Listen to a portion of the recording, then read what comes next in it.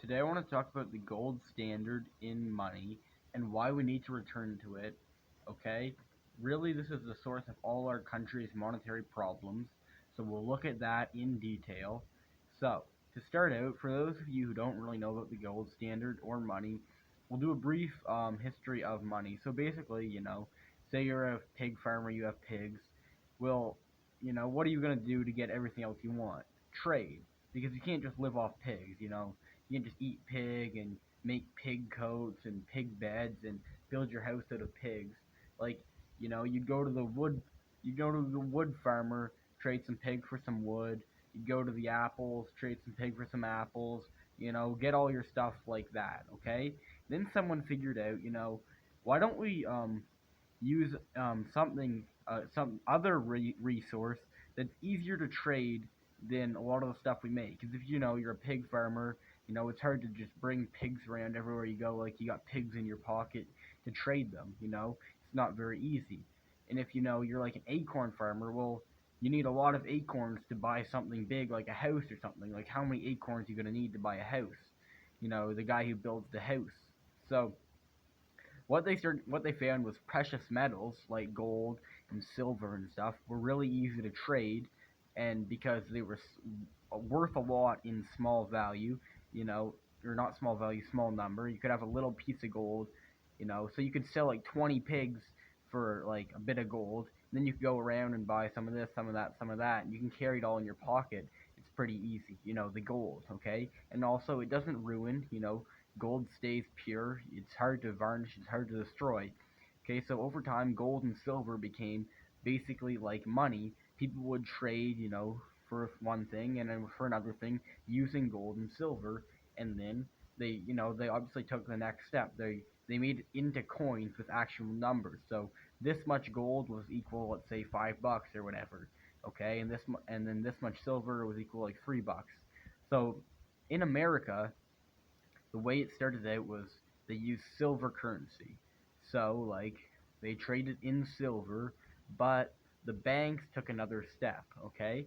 They had bank notes, like a $5 bill, okay? So if your bank note basically just represented your silver. So if you had 20 pounds of silver, you'd have bank notes worth 20 pounds. And you could go to a bank with your money, okay, and get your silver out of the bank, okay? So that's basically how it works. You were trading in little pieces of paper that technically by themselves were worthless, but they were actually tied to money. They were tied to either gold or silver, okay? That was a great way to run things, and we don't do it anymore, and it's not good. So here's what happened, okay? Banks realized that they wanted to loan people money. So basically, when they loan people money, they actually are loaning silver and stuff that they have, and then they'll get it back eventually. But they realized they could loan more banknotes than they actually had.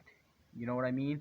So if they had 100 pounds of silver in the bank, they would loan out like 100 and or they would give out notes worth 150, like maybe 150 pounds of silver. If everyone brought those notes in at once, the bank wouldn't be able to pay them all with silver. But it didn't matter as long as people just brought their stuff in every now and then. They didn't bring it all in at once. So this is how money started. Like they made more money than they actually had in silver. Okay, then you know, things with the depressions and stuff started looking bad. People started wanting their gold and silver and stuff. So the government decided we're not actually going to tie this to anything anymore. Now they finally ruled. I think it was Franklin Roosevelt that cut it off the last thing. Now your money is technically not worth anything except that the government backs it up. Okay, if you bring your money in today to a bank, they're not obliged to give you any gold or silver in return. They're just literally just pieces of paper worth basically nothing. Okay? What? Okay, so what's the problem with this? Well, now the government can just print as much money as they want because they don't have to back it up with gold or silver. In the days before, they couldn't just print money because they didn't have that money. Like the idea that you can just make money out of nothing is modern, like totally modern and totally nonsense. Like the old view is obviously better. You can't just make money. Money is money. It's gold, it's silver. It's not little pieces of paper. No one wants to trade a pig for little pieces of paper. No one wants to trade a house for literally just little pieces of paper. So now the government has no accountability, okay? They can print trillions of dollars and it's nothing.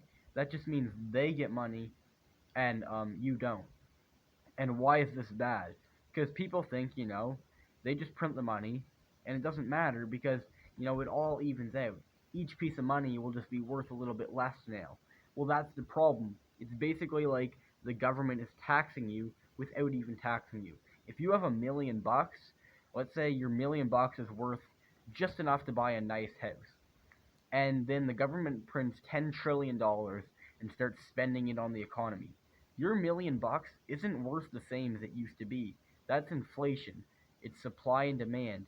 The more notes there are, the less they're worth. Okay? The more notes that they have, the less that your notes are worth. So now the government prints a bunch of money, okay? You can only buy, a little bit a house that's not as nice as you could have bought with that $1 million just a bit before. And nothing changed. You earned that money, now it's worth less. So think about that. They print billions, if not trillions of dollars every year. And they're not taxing that from you, but you're getting poorer nevertheless. And they're taking that and giving that um, away, and you're getting poorer. And a lot of people don't understand that. They don't even know what inflation is caused by. Well, it's just people. Why do things cost more? Because the government's printing more money. If I sell my chickens for $5 and the government prints $10 trillion, I can't sell my chickens for $5 anymore. Now I gotta sell them for like 10, $15. So the government, by printing money, is what causes inflation, and inflation is not good. Okay, this is also why people ask this question. I don't get how they don't understand this. What would happen if the government gave everyone $1 million? Everyone would be like, yeah, that'd be great. Well, no, it wouldn't be great. It would be great for people who were poor, but not for people who had money.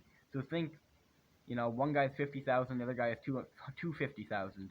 It's great for the guy with the 50,000 because now he has 1,050,000. The other guy now only has 1,250,000. So it's not the same, okay? It's not the same. That's why when they print money and give it to poor people, it's even worse than just giving them like your money taxed. They're making all your money worth less, okay? So then the people that actually want to do something and make money it's just not as incentivized for them to do that, and the economy really turns down. Okay, so that's why we have to have the gold standard and actually back the money up. That way the government can't just print as much money as they want. They actually are responsible for the money that they print, and that's why like government debt and everything. Like government debt is like $20 trillion right now in America, and they have hundreds of trillions more in unfunded liabilities like Social Security and stuff. Basically, what I mean by that is there's a bunch of old people coming up. The government in their pension says, you're going to get this much in their pension. They don't actually have that money. They're going to have to print it all or tax it. And they can't tax too much or people will rebel, so they're just going to print it all. So in a couple years, the government's going to have to print hundreds of trillions of dollars. Hundreds of trillions. And that means everyone's money is just going to fall like that, okay? And that's not going to be good because the rich people will have less incentives to actually work to make the economy better, to create jobs and stuff, and that's just going to bring everything down even more. So we got to return to the gold standard. That'll do it for the show today. Thanks for watching. Thanks for listening. Talk to you next week. Have a great day. Godspeed.